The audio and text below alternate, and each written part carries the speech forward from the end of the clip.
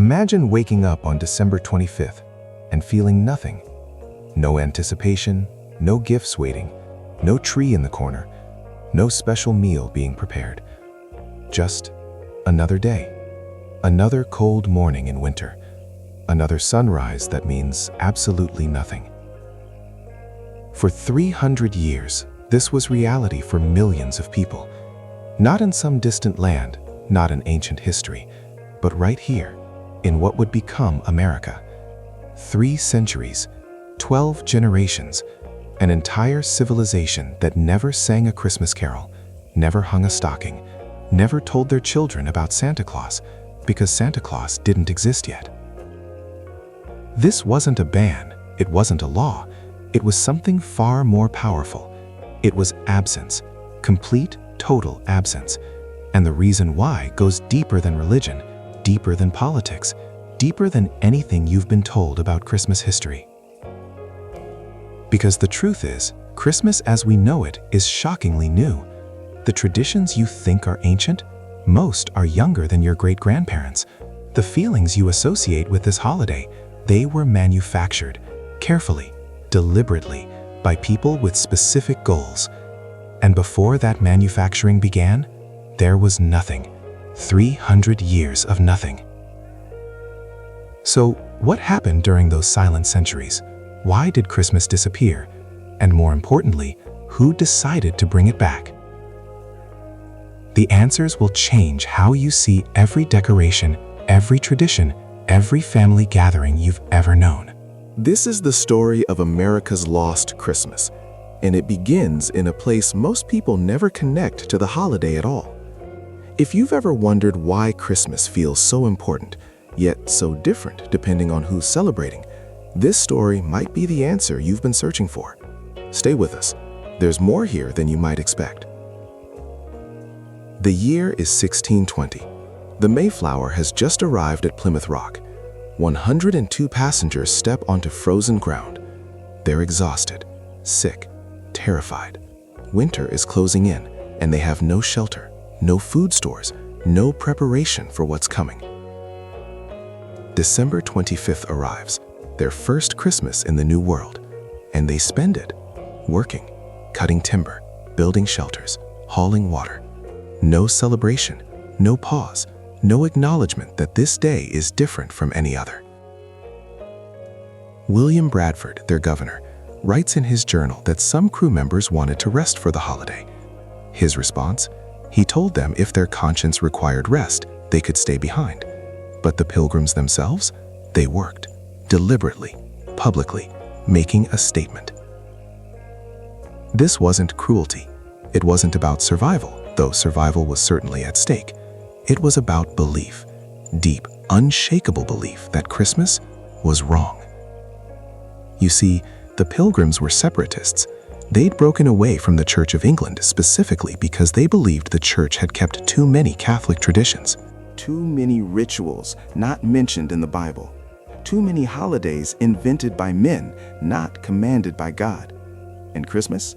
They saw it as the worst offender. A pagan festival dressed in Christian clothing. A Roman celebration of the winter solstice that the Catholic Church had simply renamed. There was no biblical command to celebrate Christ's birth on December 25th. In fact, the Bible never specified when Jesus was born at all.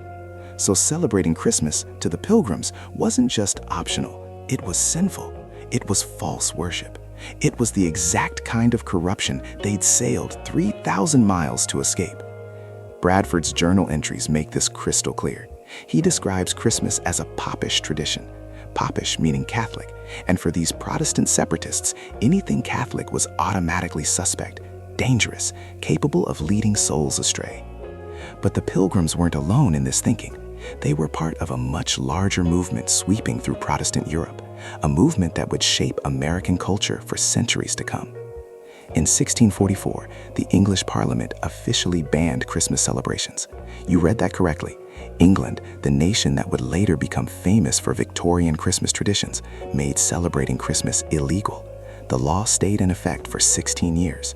Why? because the Puritans had gained control. And the Puritans believed that any religious practice not explicitly commanded in Scripture was not just unnecessary, it was idolatrous. It was putting human tradition above God's word. Christmas, they argued, had no biblical foundation. The early Christians hadn't celebrated it, the apostles hadn't commanded it, therefore celebrating it was adding to God's requirements, creating false holiness, distracting from true worship. But there was another reason too, a practical one. Christmas in 17th century England wasn't the quiet, family-centered holiday we imagine today. It was loud, rowdy, often drunk. People went wassailing, which meant going door to door demanding food and drink from wealthier neighbors. Refusal could lead to vandalism or violence. Christmas was associated with role reversal. Servants became masters for a day. The poor expected generosity from the rich. Social hierarchies temporarily collapsed. And to Puritan leaders trying to maintain order in a changing society, that was terrifying. So when Puritans gained power in New England, they brought these attitudes with them, and they had something the English Puritans never fully achieved, a blank slate, a new world where they could build society from scratch, according to their principles. In 1659, the Massachusetts Bay Colony passed a law. Anyone caught celebrating Christmas would be fined 5 shillings. That's roughly $75 in today's money. Not enough to bankrupt someone, but enough to hurt, enough to make a point. The law specifically targeted festivities. No feasting, no resting from labor, no special church services. December 25th was to be treated exactly like any other working day. This wasn't just government preference, this was criminal law, and it lasted for 22 years. But even after the law was repealed in 1681, the culture remained. Laws can be erased with a vote. Culture takes generations to change. In Boston, businesses stayed open on December 25th. Schools held classes. Courts remained in session. If you wanted to celebrate Christmas privately in your home, nobody would arrest you, but there would be no public recognition, no community celebration, no shared holiday. And this pattern held throughout Puritan New England, Connecticut, New Hampshire, parts of Massachusetts. For these communities, Christmas was at best irrelevant, at worst suspicious, something Catholics and Anglicans did, something that represented exactly what they'd left behind. Imagine being a child in 1690 Boston. December 25th arrives and your parents wake you up to do your regular chores. Your father goes to work, your mother cooks normal meals, you attend school, you study your lessons. And if you ask why, they tell you, because this is just another day. God doesn't require us to celebrate it, so we don't. You grow up, you have children, you raise them the same way. They grow up, they have children, generation after generation. Christmas is simply absent. Not forbidden, exactly, just irrelevant. Like celebrating the third Tuesday in August. Why would you? This is what 300 years of no Christmas actually looked like. Not dramatic persecution, not brave rebels secretly celebrating, just quiet, ordinary absence, a tradition that never existed in the first place. But New England wasn't all of America. Other colonies had very different relationships with Christmas, and those differences reveal something crucial about what Christmas really meant and why its absence mattered. In Virginia, Christmas was celebrated openly, not with the rowdy English traditions the Puritans feared, but as an Anglican holiday. Gentry families attended church services. They hosted large meals. They gave their slaves and servants extra food, and sometimes a day off work. But notice what's happening here. Christmas in Virginia wasn't about Jesus' birth primarily. It was about social hierarchy. It was about the wealthy demonstrating their generosity and power. It was about reinforcing who owned what, who gave to whom. In the middle colonies, Pennsylvania, New York, New Jersey, you saw a mix. Dutch settlers brought their own traditions. German immigrants brought theirs. But these were ethnic traditions, not universal American culture. If you were German, you might have a small celebration. If you were Dutch, you might give small gifts on St. Nicholas Day in early December, but there was no shared American Christmas tying these groups together. The southern colonies, especially those with large Catholic or Anglican populations, maintained more Christmas observance, but even there it was muted compared to what would come later. A church service, a slightly better meal, perhaps a day off work if your master was feeling generous. What's striking is how little any of this mattered to daily American life. Christmas wasn't a day when everything shut down. It wasn't an economic engine. It wasn't a cultural touchstone. Most people in colonial America could go their entire lives without encountering what we'd recognize as Christmas. And for the vast majority of that 300-year period, nobody missed it, because you can't miss what you never had.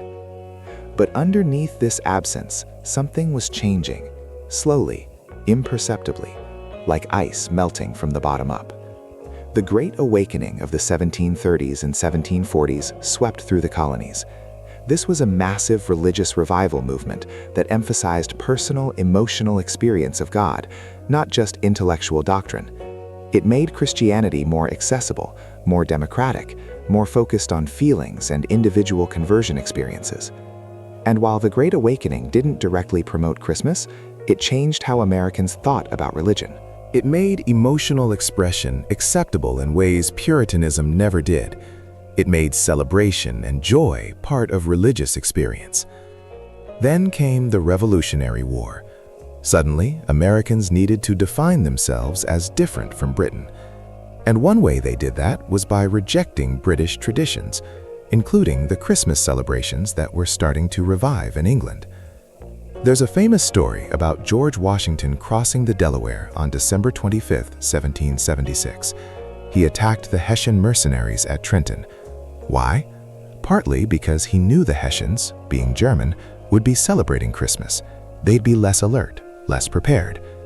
The story has been romanticized over the years, but what's historically accurate is this: Washington chose December 25th specifically because it wasn't significant to Americans.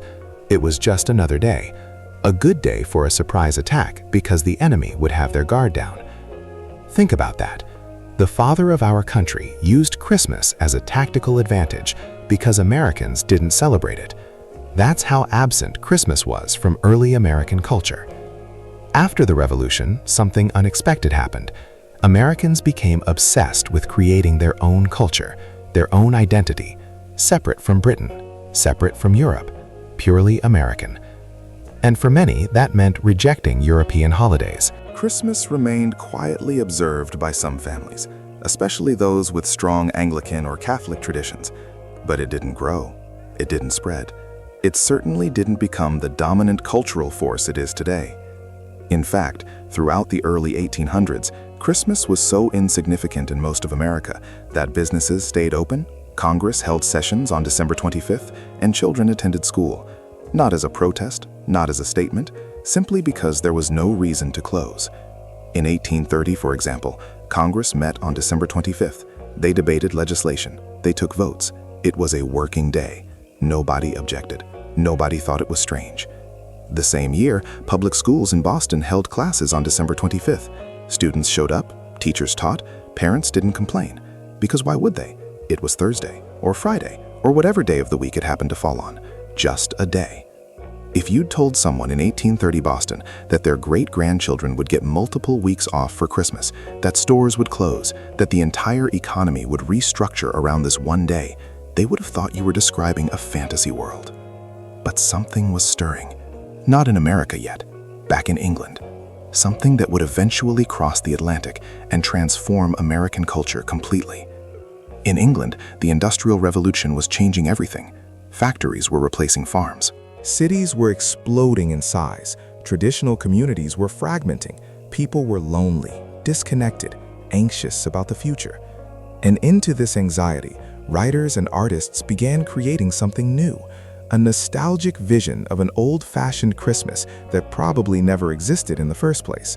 A Christmas of family togetherness, generosity, magic, and childhood wonder.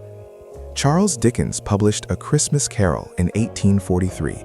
It became an instant sensation.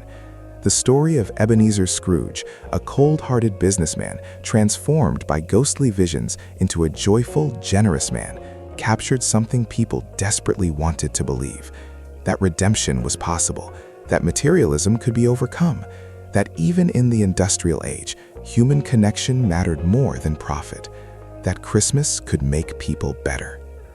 But notice what Dickens is doing. He's not describing Christmas as it actually existed. He's inventing an ideal Christmas, a Christmas of feeling, not doctrine, of family, not church hierarchy, of generosity toward the poor, not obligation to the rich. This was a new kind of Christmas, a secular Christmas essentially, even though it mentioned Christianity. The religion was background decoration. The real focus was human emotion, family bonds, and social responsibility. And this version of Christmas, this Dickensian Christmas, would eventually conquer America. But not yet. First, something else had to happen. Americans had to become uncomfortable with the world they created. The 1840s and 1850s saw massive immigration to America. Germans, Irish, Italians, Catholics and Lutherans and Jews. People who brought their own traditions, their own holidays, their own sense of cultural identity. And many Protestant Americans panicked. They saw their country changing. They saw their cultural dominance threatened. They saw traditions they didn't understand spreading through neighborhoods that used to be purely Protestant. German immigrants in particular brought Christmas traditions with them. Christmas trees, Christmas markets, St. Nicholas celebrations, gift-giving traditions. These weren't Puritan. They weren't even particularly religious. They were folk traditions, cultural traditions, family traditions. And something interesting happened. Middle-class American families started adopting them. Not because they were becoming German, but because these traditions offered something appealing, something warm, something that made the increasingly cold, industrial, anonymous world feel more human. In 1851, a woodcut illustration appeared in a popular American magazine. It showed a Christmas tree decorated with candles and ornaments, surrounded by children. The image was based on Queen Victoria and Prince Albert's family Christmas in England. This one image changed American culture. Suddenly, having a Christmas tree wasn't a weird German custom. It was something the British royal family did, something sophisticated, something modern yet traditional, something respectable families could adopt without shame. Within 10 years, Christmas trees spread through middle-class American homes. Not everywhere, not among everyone, but enough to start shifting the culture, enough to make December 25th start feeling different. But even with Christmas trees becoming popular, Christmas still wasn't an official holiday in most of America. Businesses stayed open. Government offices functioned. You might have a tree at home, but you still went to work. This started to create tension. If Christmas was becoming important to families, why did employers require work? If children were excited about Christmas morning, why did schools stay open? If churches wanted to hold special services, why did so few people attend? The answer was simple. Because Christmas still wasn't an official part of American culture. It was a private tradition some people observed, not a public holiday everyone shared. That started to change in 1836, when Alabama became the first state to declare Christmas a legal holiday. Louisiana followed in 1838, then Arkansas in 1839. But notice something. These are all southern states, states with stronger Anglican and Catholic histories, states where Christmas had never fully disappeared in the first place. The states that had spent 300 years avoiding Christmas, they weren't rushing to embrace it. Massachusetts, birthplace of the Puritan rejection of Christmas, didn't make Christmas a legal holiday until 1856. That's 236 years after the Mayflower landed. More than 10 generations of Massachusetts residents who never experienced Christmas as an official holiday. Even after 1856, the change was slow, grudging. You could feel the weight of history pushing back. Boston schools didn't officially close for Christmas until the 1870s. Some businesses remained open well into the 1880s. But the dam was breaking. Cultural forces were aligning. And the reasons why reveal something profound about what Christmas actually is and why it was absent for so long. Christmas, in its modern American form, is not primarily a religious holiday. It's a domestic holiday, a holiday of private family life, of childhood, of home and hearth and emotional warmth. And that kind of holiday couldn't exist until American culture valued those things, until childhood was seen as a special stage of life deserving protection and magic, until the home was separated from the workplace, until women's domestic labor was romanticized as creating emotional sanctuary from the harsh public world. None of those ideas existed in 1620, or 1720, or even 1820 for most Americans. In early America, children weren't innocent creatures deserving magic. They were small adults who needed to work and learn discipline. The home wasn't a sanctuary. It was a workplace where everyone labored together for survival. Women's domestic work wasn't romanticized. It was just work. Without those cultural values, Christmas as we know it makes no sense. Why give children gifts if childhood isn't special? Why create an elaborate home celebration if the home isn't sacred? Why have women spend days preparing special meals if domestic labor isn't seen as an act of love? The 300 years without Christmas weren't really about Puritan theology, though that played a role. They were about living in a world where the values that make Christmas meaningful hadn't been invented yet. But by the mid-1800s, those values were emerging. The Industrial Revolution separated work from home. Childhood was being redefined by educators and reformers.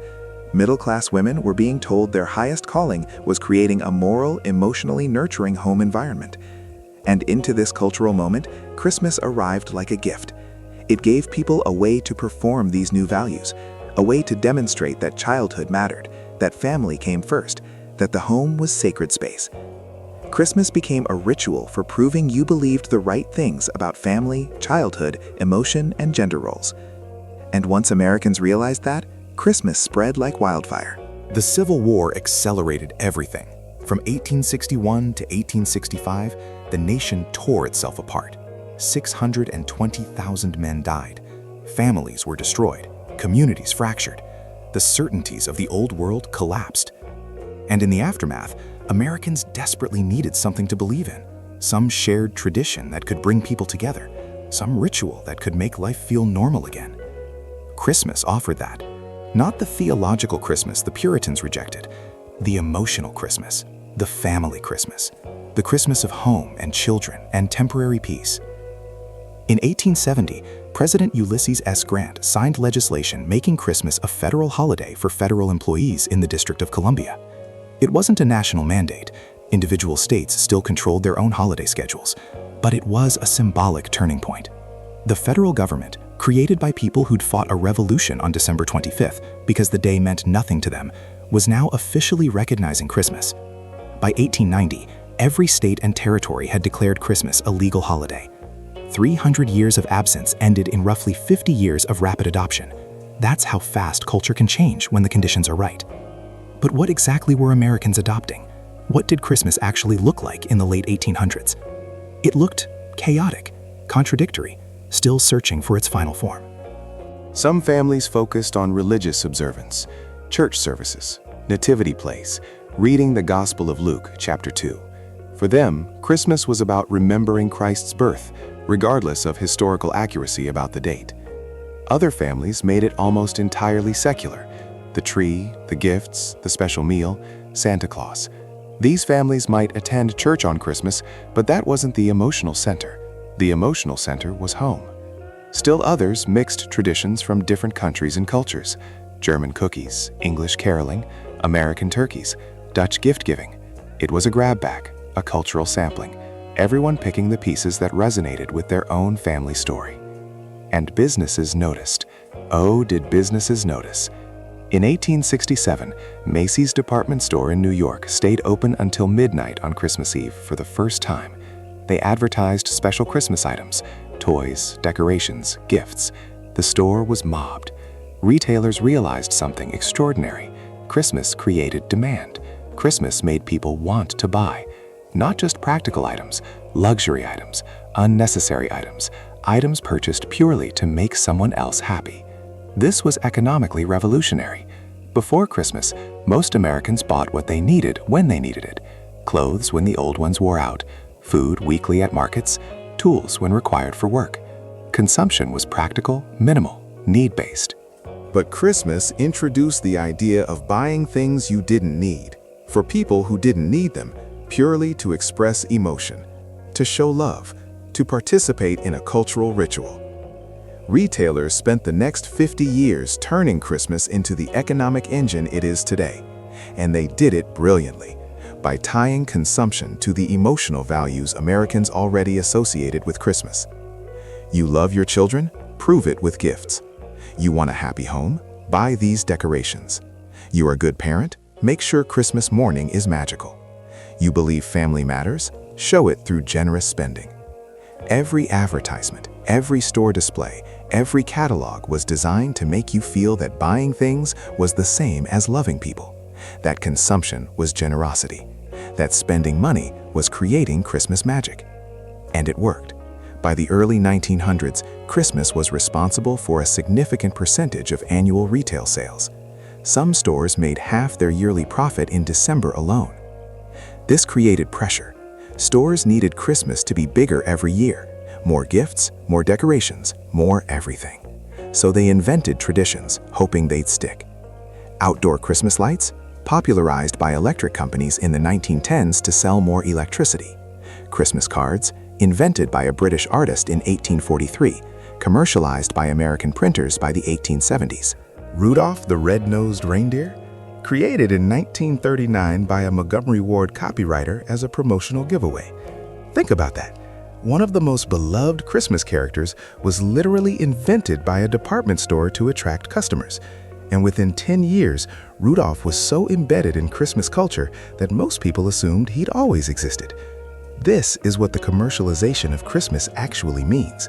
Not that businesses ruined an ancient pure tradition, but that businesses actively created many of the traditions we now think of as ancient and pure. And most Americans didn't object, because the commercial traditions served the emotional function people wanted from Christmas. They made childhood magical. They gave families shared experiences. They created memories. Whether those memories came from ancient customs or advertising campaigns didn't really matter. They felt meaningful. They worked.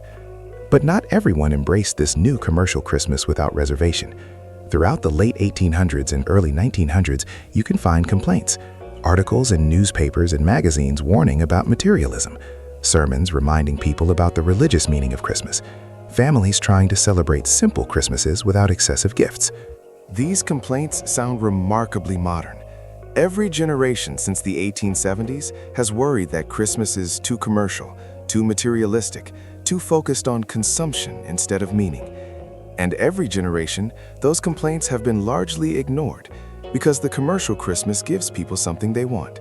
It provides a script for how to perform love and family and childhood in a culture that doesn't offer many other clear scripts. Without Christmas, how do you prove you're a good parent? How do you create childhood magic? How do you bring family together when everyone lives separate, busy lives? Christmas answers those questions. It tells you exactly what to do. Buy a tree, hang lights, purchase gifts, cook special food, play specific music. Follow the script, and you'll create the feeling you're seeking. That script became more detailed and demanding throughout the 1900s. By the 1950s, the iconic American Christmas was fully formed. The version still sold in movies and TV specials and store displays. Suburban home, nuclear family, decorated tree, many wrapped gifts, turkey or ham dinner, relatives visiting, children waking early in excitement, parents smiling at their joy, everyone dressed nicely, everyone happy, everything perfect. This image became so powerful that even Americans whose actual Christmases looked nothing like it felt pressure to perform it. Black families, poor families, single-parent families, Immigrant families, everyone trying to achieve the Norman Rockwell ideal, even when their lives didn't match the picture. And that created new tensions, new anxieties, new feelings of inadequacy and failure when your Christmas didn't measure up to the cultural standard. But here's what's remarkable. Despite these tensions, despite the commercialization, despite the gap between ideal and reality, Christmas worked. It became the most important secular holiday in American culture, the one day when more people try to gather with family than any other, the one season when people actively choose to be generous, even to strangers. That's not nothing. That's actually extraordinary. A holiday that didn't exist in American culture for 300 years became the defining celebration of American life in just 150 years. How did that happen? What made it possible? The answer lies in what Christmas provides that almost nothing else in American culture does: a shared moment, a collective pause, a time when everyone, regardless of their differences, is doing roughly the same thing. Gathering with people they love, trying to create joy, remembering that connection matters more than productivity. In a culture increasingly fragmented by class, race, politics, geography, and technology, Christmas is one of the few remaining commons. One of the few times when you can assume your neighbor is celebrating something similar to what you're celebrating, even if the details differ. That's valuable, rare, worth preserving, even if it means accepting some commercialization and cultural baggage. But it's worth remembering that this valuable tradition is shockingly new. Your great-great-great-grandparents probably didn't celebrate anything resembling your Christmas. Go back a few more generations, and they definitely didn't. The Christmas you know, the Christmas you might be planning right now, is an invention, a construction, a story we've collectively agreed to tell ourselves about family, childhood, generosity, and home. And for 300 years, Americans lived without that story. They lived in a world where December 25th meant nothing special, where children didn't expect gifts, where families didn't gather specifically on this day, where the entire massive cultural infrastructure of Christmas simply didn't exist. What was that world like? What did people do instead? That's the question almost nobody asks. We know why Christmas was absent, but what filled the void? What did Americans celebrate instead? What gave their lives meaning and rhythm and shared ritual? Before Christmas, Americans celebrated Thanksgiving. But Thanksgiving looked very different than it does now. The Pilgrims held their famous harvest celebration in 1621, a year after landing at Plymouth. But they didn't call it Thanksgiving. They didn't repeat it annually. They didn't see it as a holiday.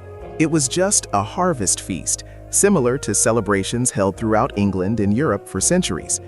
Various colonies proclaimed occasional days of Thanksgiving, usually after military victories or particularly good harvests. But these were sporadic, unpredictable, declared by governors when they felt grateful, not scheduled on calendars. The first national Thanksgiving proclamation came from George Washington in 1789. He declared November 26th a day of public thanksgiving and prayer, but it didn't become an annual tradition. Future presidents sometimes proclaimed Thanksgiving days, sometimes didn't. What actually gave rhythm to early American life wasn't holidays in the modern sense. It was the agricultural calendar: planting season, growing season, harvest season, winter. These shaped work, shaped community gathering, shaped everything. In agricultural communities, harvest time naturally brought people together. Barn raisings, husking bees, apple butter making. These weren't official holidays. They were necessary work done communally, turned into social occasions. The community gathered because many hands made light work. But while working together, people talked, gossiped, courted, strengthened bonds. These working celebrations served many of the social functions we now associate with holidays. But they weren't separated from ordinary life. They were ordinary life. Work and celebration mixed together. Not sacred time carved out from productive time, but productive time made social.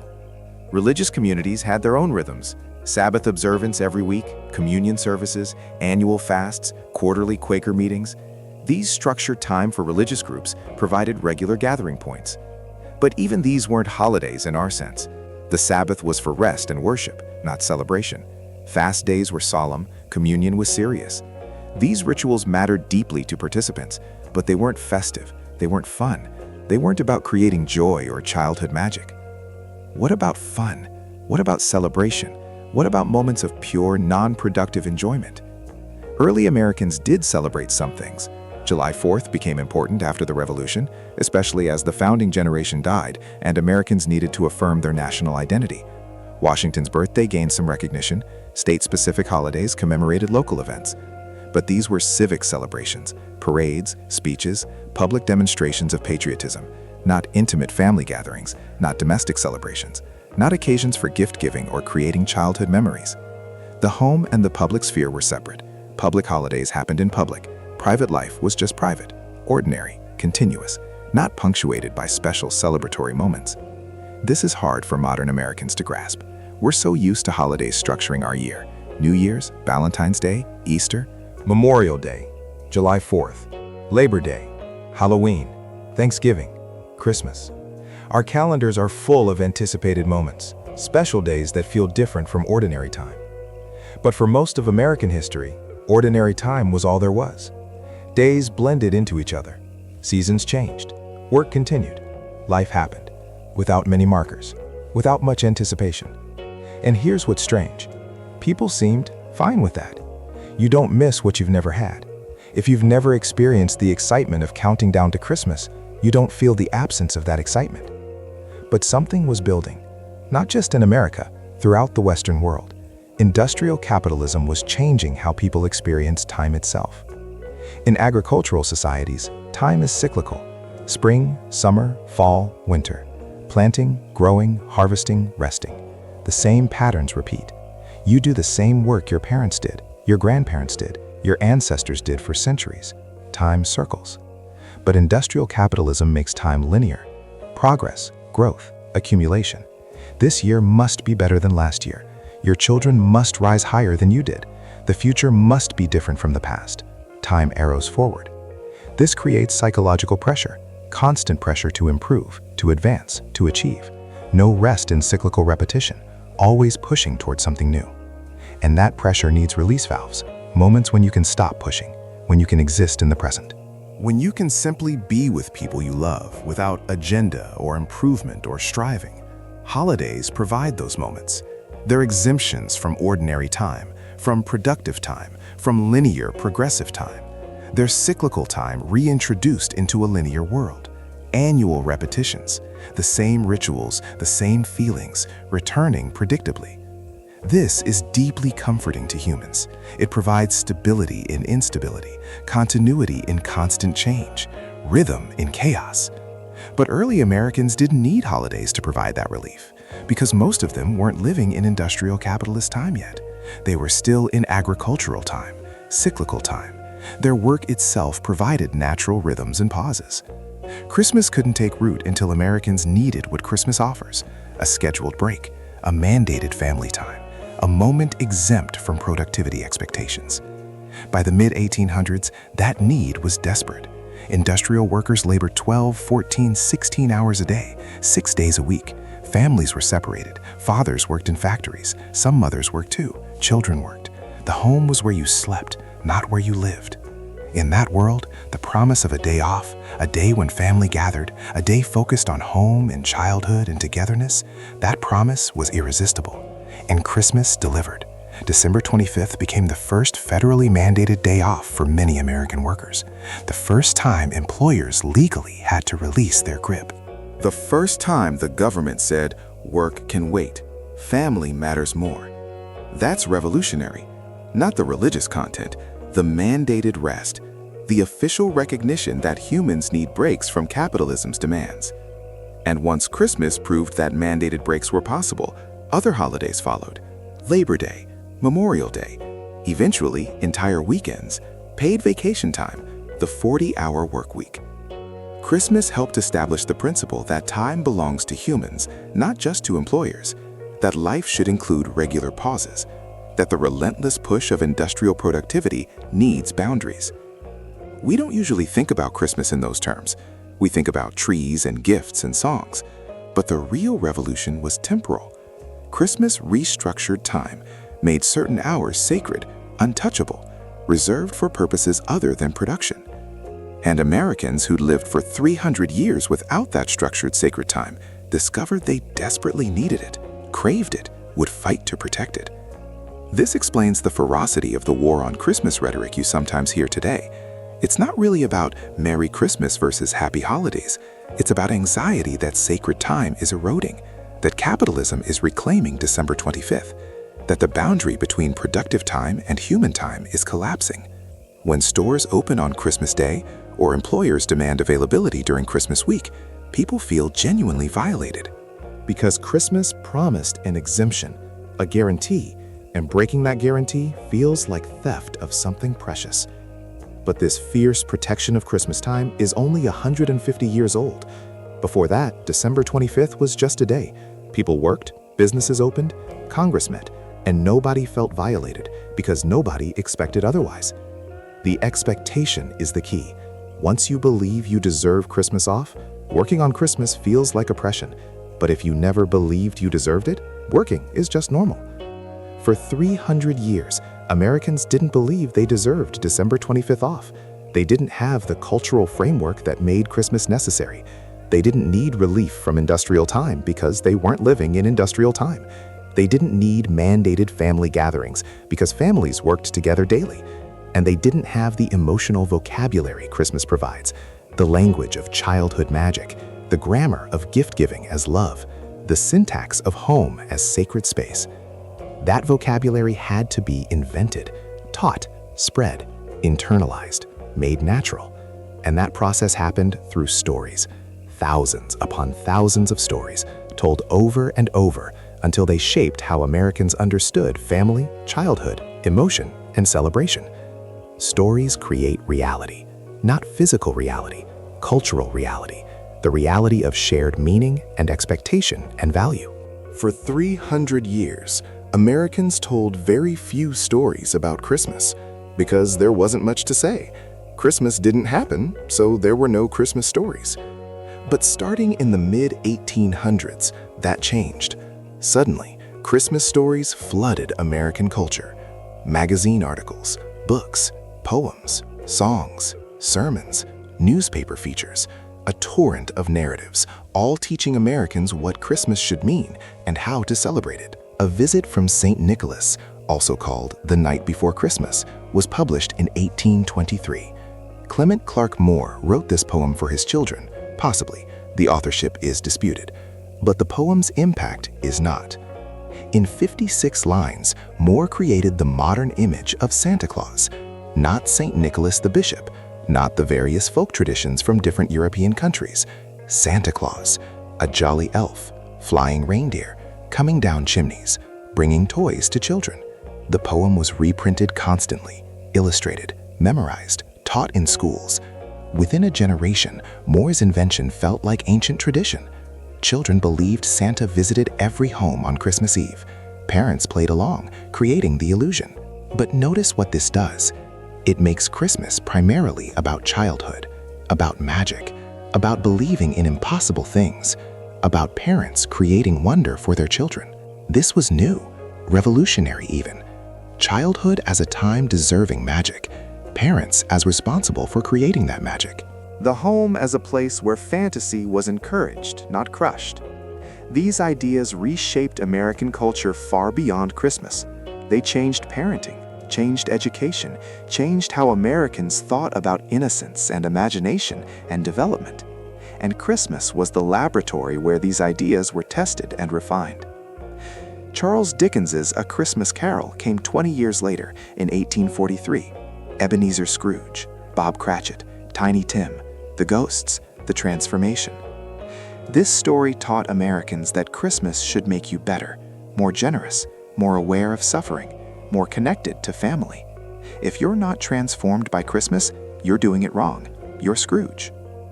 The story also established poverty and generosity as central Christmas themes. Scrooge is wealthy but miserable because he's selfish. Bob Cratchit is poor but happy because he's generous and family-oriented. Tiny Tim might die from lack of medical care Scrooge could easily afford. The moral is clear. Wealth without generosity is worthless. True joy comes from giving, especially to those less fortunate. And at Christmas, the wealthy owe something to the poor. This became embedded in American Christmas culture. Charity drives, toy donations, food banks, volunteering at shelters. The expectation that Christmas is when you help others, when you share with those who have less. Again, this reshaped American culture beyond just one holiday.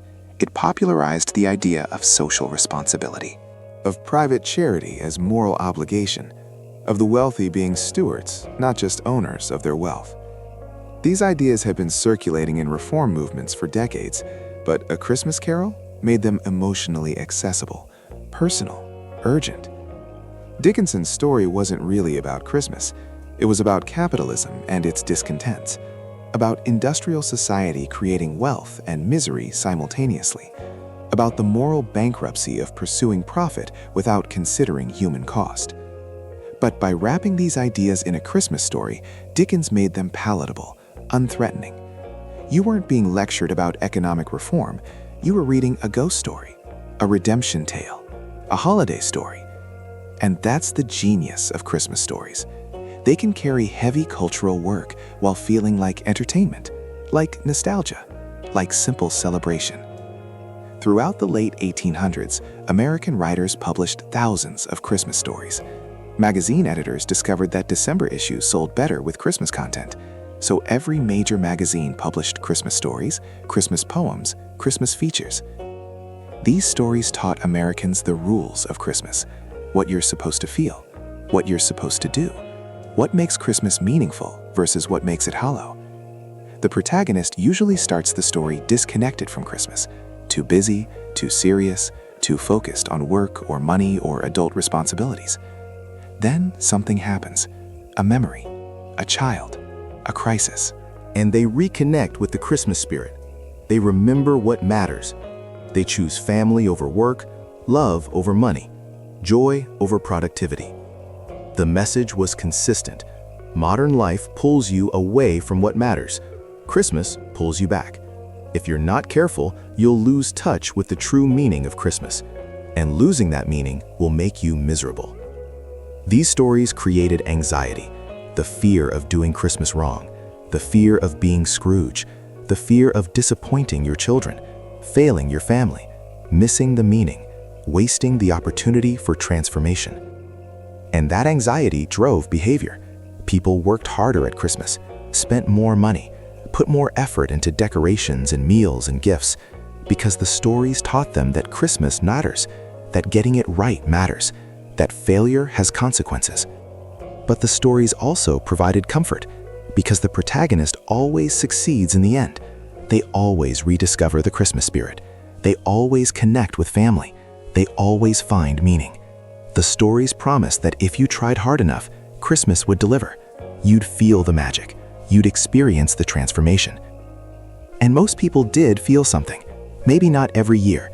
Maybe not the pure magic the stories described, but enough. Enough moments of genuine joy or connection or peace to make the effort seem worthwhile. Because humans are meaning-making creatures, we create significance through ritual and story. If the culture tells you December 25th is special and you perform the rituals on December 25th, you will feel something special, not because of divine intervention, because of psychology, expectation, cultural conditioning. This isn't fake or shallow. It's how meaning works, how ritual works, how culture works. For 300 years, Americans didn't have Christmas stories, so December 25th had no special meaning. But once the stories began, meaning accumulated, layer upon layer, story upon story, until December 25th was the most meaning-saturated day in American culture. And that meaning keeps accumulating. New stories add new layers.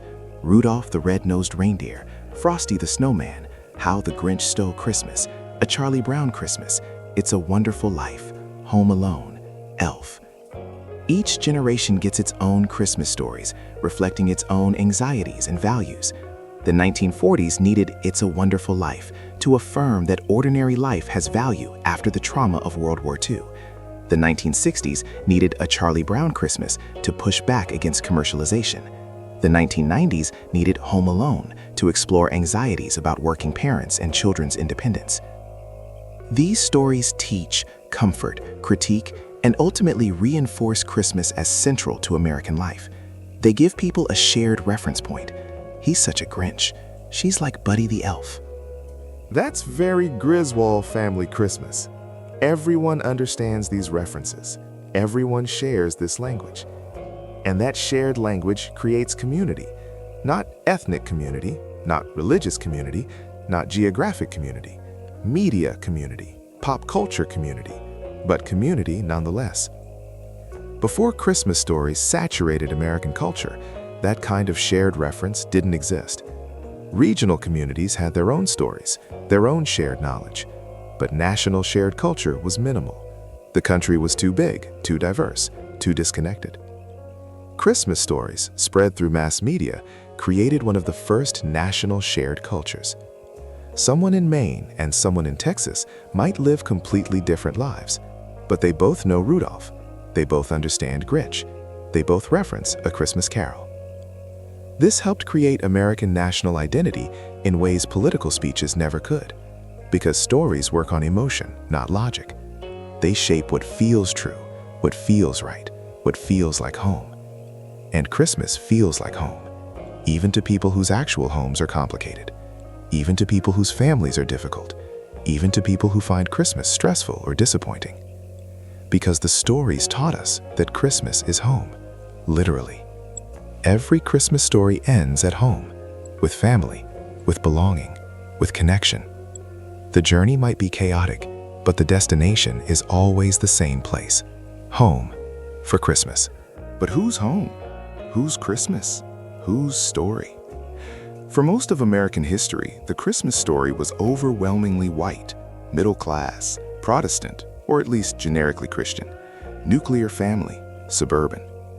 Black Americans, Jewish Americans, Indigenous Americans, Asian Americans, poor Americans, rural Americans, they existed at the margins of the Christmas story, sometimes excluded entirely, sometimes included as objects of charity, rarely as subjects of their own Christmas narratives. This wasn't accidental. It was how cultural power works.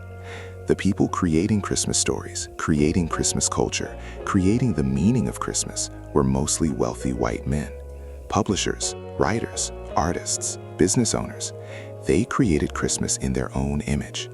And for a long time, everyone else had to either adopt that image or remain outside Christmas culture entirely.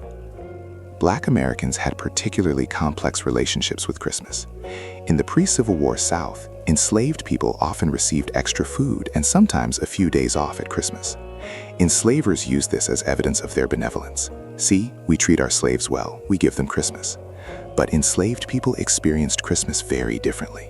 Yes, extra food was welcome, time off was precious, but Christmas was also when many enslavers gave gifts to favored slaves, reinforcing hierarchy, when families might be separated through sale or hire out to other properties. When the fundamental injustice of enslavement was papered over with token generosity. After emancipation, Black communities developed their own Christmas traditions, often centered on church, on community celebration, on freedom and dignity, on creating joy despite poverty and oppression. But mainstream American Christmas culture largely ignored these traditions. When Black people appeared in Christmas stories, they were usually servants, maids, coachmen, background characters in white families' celebrations. It wasn't until the late 20th century that mainstream Christmas media regularly featured Black families celebrating Christmas in their own homes, in their own ways, as central characters in their own stories. Jewish Americans faced different pressures. Christmas was everywhere, inescapable. Schools taught Christmas songs. Store windows displayed Christmas scenes. Even public schools held Christmas pageants, often with explicitly Christian religious content. Jewish children felt excluded, different, left out of the dominant culture's most important celebration. Some families responded by assimilating partially, having a Hanukkah bush, giving gifts for 8 nights to compete with Christmas morning. Others doubled down on Jewish identity, emphasizing that Hanukkah is a minor holiday, not Jewish Christmas. Teaching children to be proud of difference, not ashamed, resisting cultural pressure to participate in Christian celebration. But either way, they had to respond. Christmas was too dominant to ignore. Its presence forced a choice. Indigenous Americans experienced Christmas as part of colonization. Missionaries used Christmas to convert, to teach that European Christian culture was superior, to erase traditional seasonal celebrations and replace them with Christian ones. Some indigenous communities adopted Christmas, blending it with traditional practices. Others resisted. Others lost their traditional practices and adopted Christmas by necessity, as boarding schools and forced assimilation destroyed cultural continuity. The happy universal Christmas the stories portrayed never existed. There was always tension, always exclusion, always people for whom Christmas represented cultural dominance, not innocent celebration. And that tension continues today. Debates about Merry Christmas versus Happy Holidays aren't really about words. They're about whose culture gets to dominate public space, whether December must be Christian, or whether it can accommodate multiple traditions. Debates about Christmas displays on government property aren't about decoration. They're about separation of church and state, about whether Christian symbols get privileged status in pluralistic society. These conflicts are inevitable because Christmas, despite modern attempts to make it universal and secular, carries centuries of specifically Christian cultural baggage. You can remove the nativity scene and the religious songs, but you can't remove the fact that this holiday celebrates the birth of Jesus Christ. That's definitional. So when Christmas dominates American culture every December, non-Christians experience that as Christian cultural dominance, no matter how secular individual families make their personal celebrations. This is the unresolved tension at the heart of American Christmas. Americans want Christmas to be universal, a holiday for everyone, a shared celebration transcending religion and ethnicity and class. But Christmas isn't universal. It's specific. It's Christian in origin. It's European in form. It's middle class in its expectations.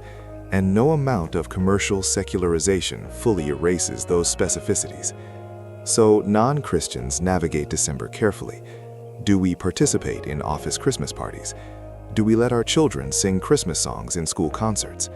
Do we acknowledge Christmas at all, or insist on our own traditions? And Christians navigate their own questions. Do we emphasize the religious meaning, or embrace secular celebration? Do we resist commercialization, or accept it as inevitable? Do we insist everyone say Merry Christmas, or respect other traditions? None of these questions have clear answers. Different people make different choices.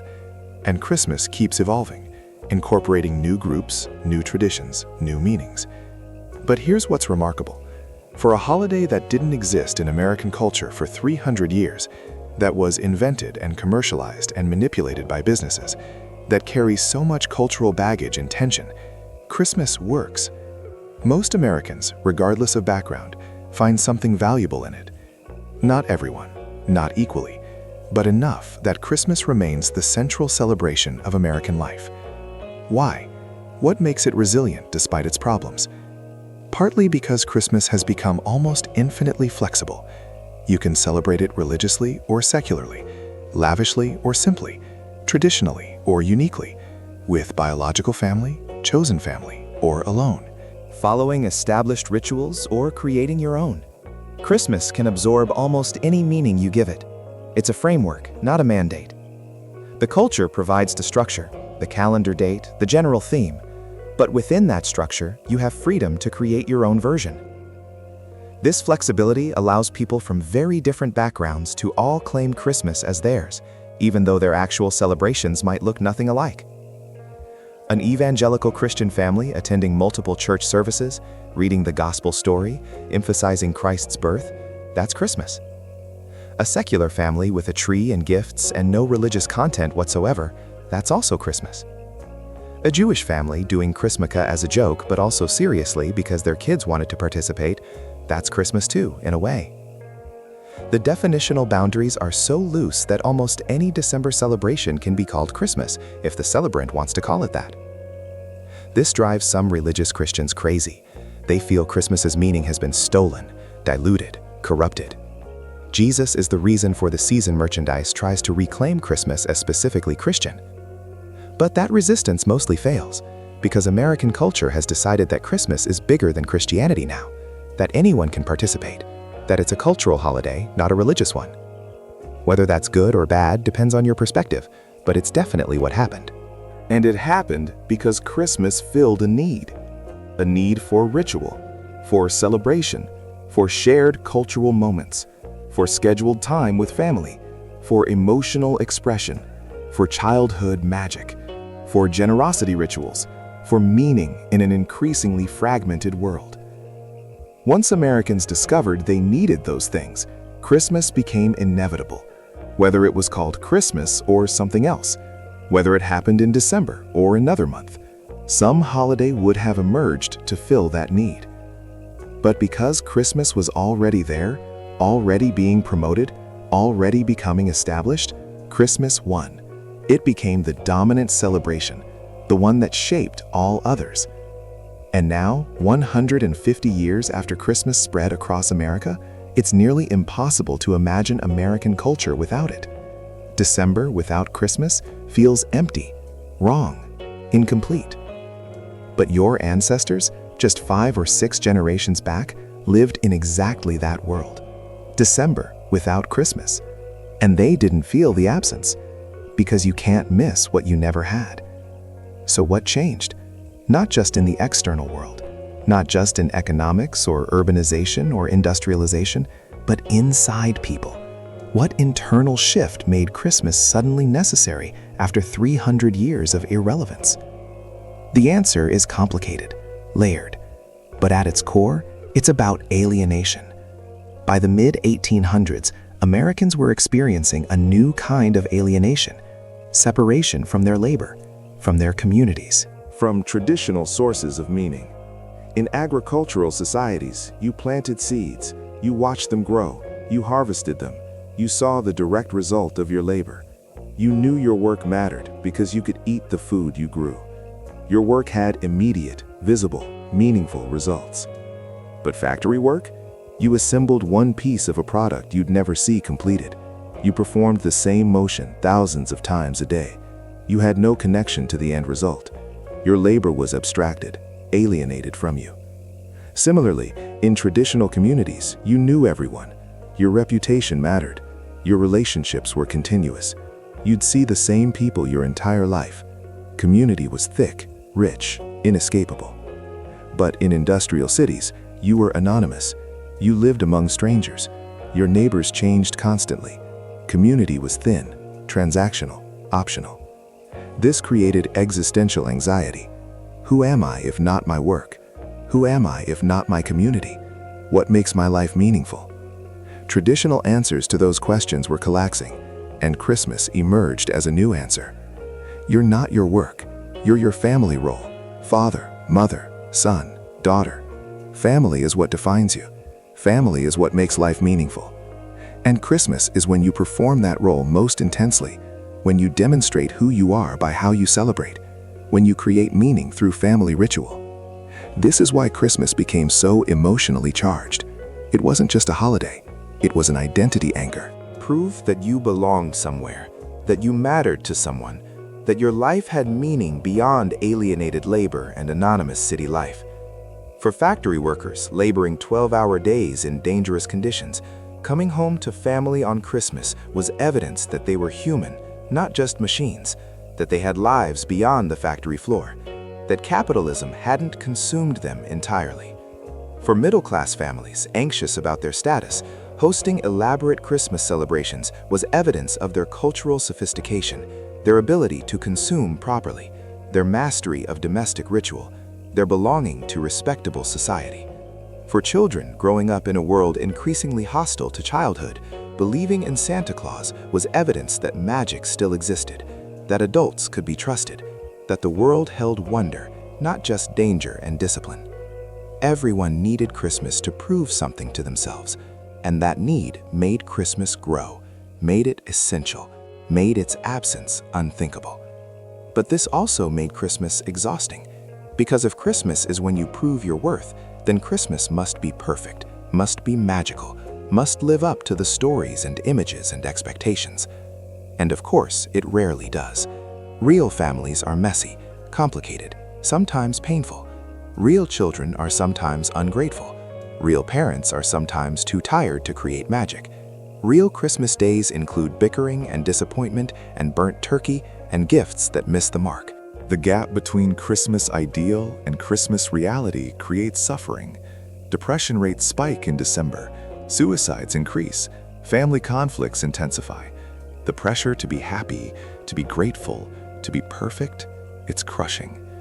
And yet, people keep celebrating, keep trying, keep hoping that this year will be the Christmas that matches the dream. Why? Why do we persist in celebrating a holiday that so often disappoints? Partly because occasionally it delivers. Occasionally, you get a moment of genuine connection, genuine joy, genuine magic, and that moment justifies all the effort and stress. Partly because we're trapped by cultural expectation. Not celebrating Christmas is deviant, suspect, requires explanation. It's easier to participate minimally than to opt out entirely. And partly because even a flawed Christmas is better than no ritual at all. Humans need rhythm, need marking time, need moments that feel special, even if they're not perfect. Christmas provides that, imperfectly, commercially, with all its baggage and tension and historical complexity, but it provides it. And Americans who lived for 300 years without any equivalent discovered, once Christmas arrived, that they needed it, or something like it, some way to punctuate time, some way to prioritize family, some way to create meaning in an increasingly meaningless world. Christmas wasn't the only possible answer. Other holidays could have served the same function. Other rituals could have filled the same need. But Christmas was there. Christmas was being promoted. Christmas had momentum. So Christmas won. And now, generations later, Christmas feels inevitable, natural, ancient, like it's always been part of American life. But it hasn't.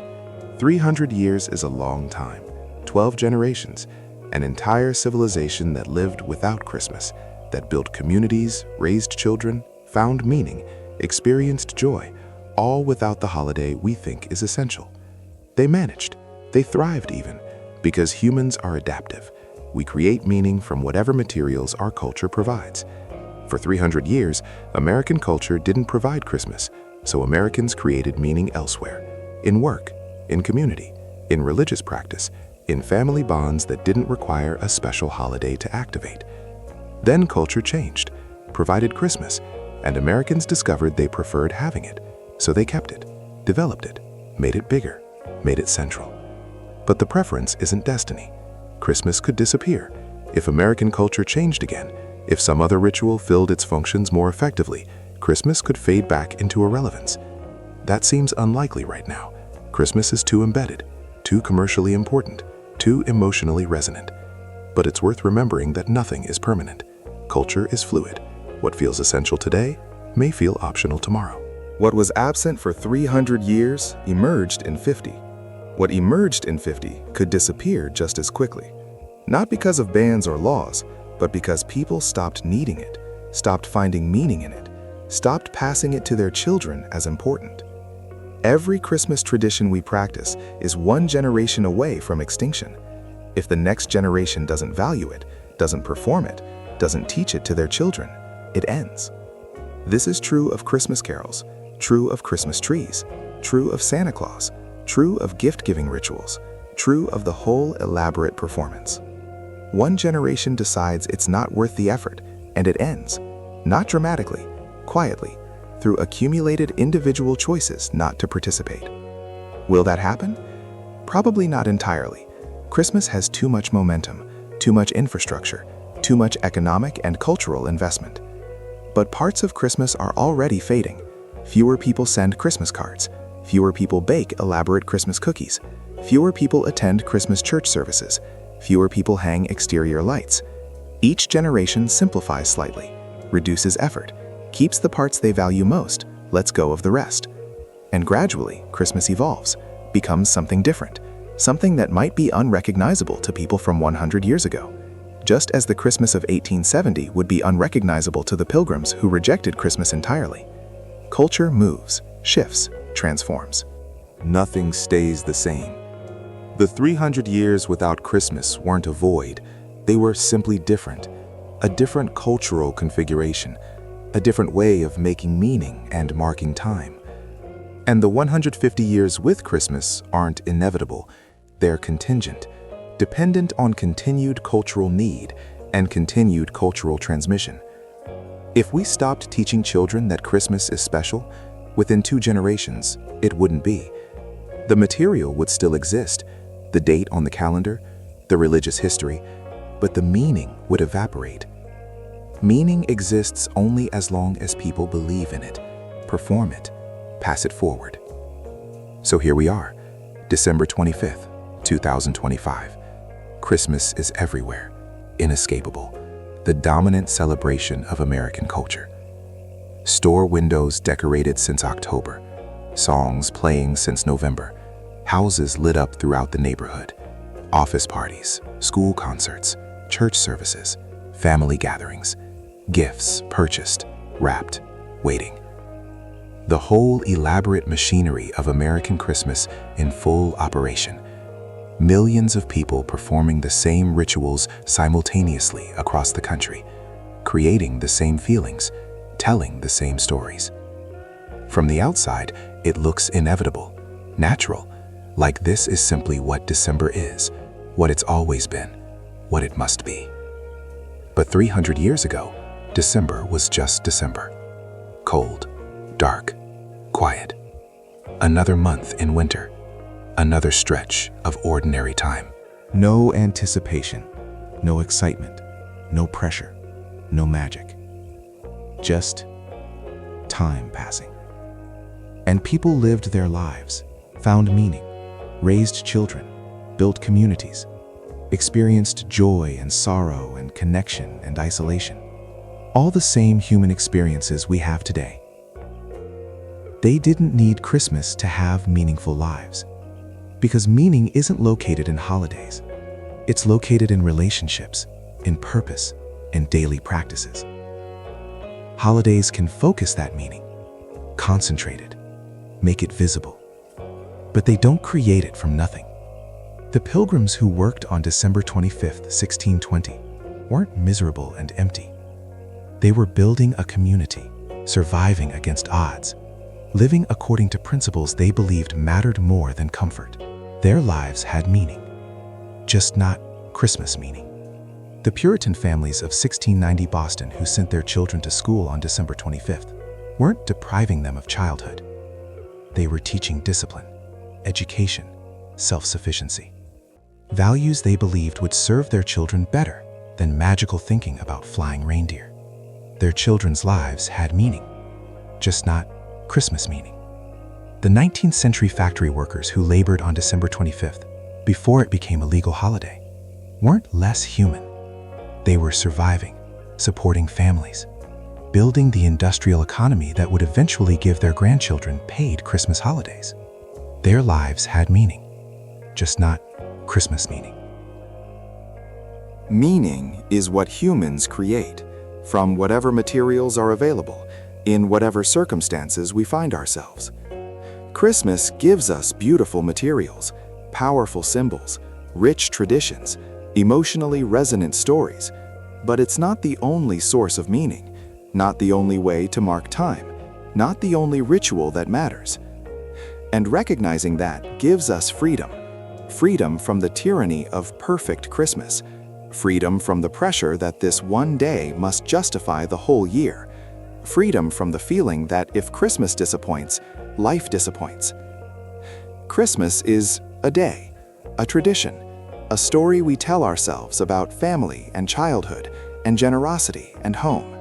It can be lovely, meaningful, worth celebrating, but it's not sacred, not irreplaceable, not essential to human flourishing.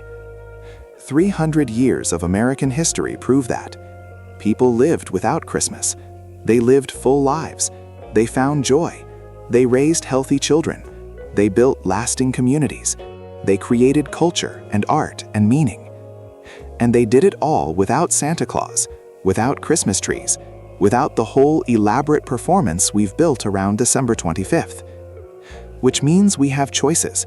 We're not trapped by Christmas tradition, not obligated to celebrate in prescribed ways, not required to feel prescribed feelings.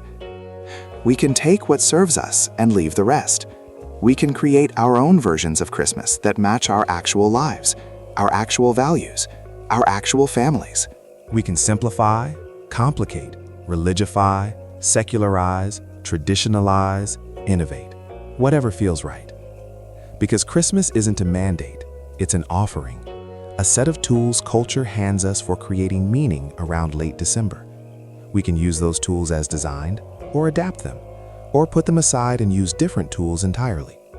The power is ours, not the culture's, not the commercials, not the stories, not traditions. Ours. For 300 years, Americans exercised that power by not celebrating Christmas at all. Not because they were forced not to, but because they didn't see the point. It didn't serve their needs. It didn't match their values. Then circumstances changed, needs changed, and Christmas suddenly made sense, served a purpose.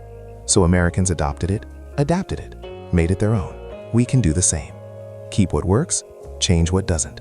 Create space for Christmas to continue evolving. Because Christmas will evolve. It always has. The Christmas of 1870 is not the Christmas of 1950, is not the Christmas of 2025. Each generation shapes Christmas to serve its needs. Your grandparents' Christmas is not your Christmas. Your Christmas will not be your grandchildren's Christmas. The traditions you think are essential, they might find optional. The meanings you take for granted, they might question. And that's healthy. That's culture functioning properly. Each generation inheriting the past, modifying it, passing something slightly different forward. Nothing is permanent. Everything changes. Even Christmas. Especially Christmas. The 300 years without Christmas remind us that absence is possible, that traditions can disappear, that what feels essential today may feel irrelevant tomorrow. But they also remind us that humans are resilient, adaptive, creative. We make meaning from whatever materials are available. And if those materials change, we make new meaning. So whether you celebrate Christmas religiously or secularly, lavishly or simply, traditionally or uniquely, whether you love it or tolerate it or avoid it entirely, you're participating in an ongoing process, a cultural negotiation that's been happening for 150 years and will continue long after we're gone.